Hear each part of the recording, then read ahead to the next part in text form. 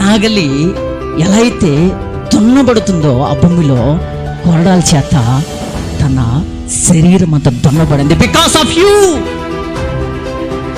He died in cross of Calvary because he loves you. దేవుడు నిన్ను ప్రేమిస్తున్నాడు కనుకనే ఆయన అంత త్యాగానికి పూనుకున్నాడు. తన శరీరం చీల్చబడుతున్నప్పుడు ఏ మాట మాట్లాడాల గల కారణం ఏంటో తెలుసా? మాట్లాడిన ప్రతిసారి ఆ సిలువకు, ఆ కొరడ దెబ్బలకు నీవు పొందాలి. నా పాపాల నిమిత్తము ఆయన కొరడ దెబ్బలు ఎందుకు తిన్నాడో తెలుసా? ఒకవేళ ఆయన కాదని ఆయన స్థానాన్ని నీకు ఇస్తే వాట్ ఇస్ యువర్ సిచ్యువేషన్?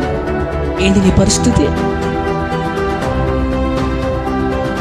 ఆయన పడుతున్న ప్రతి బాధలో, ప్రతి హింసలో, ప్రతి అవమానంలో ఆయన మరో మాట మాట్లాడకుండా బొచ్చు కత్తిరించు గొర్రెవలె మౌనాన్ని వహించాడు. Because of you is loves you so much. ఆయన నిన్ను ప్రేమిస్తున్నాడు. తద్వారానే నువ్వు నేటికి ఈ భూమి మీద బ్రతుకున్నావు అంటే ఆయన ప్రేమించాడు కనుకనే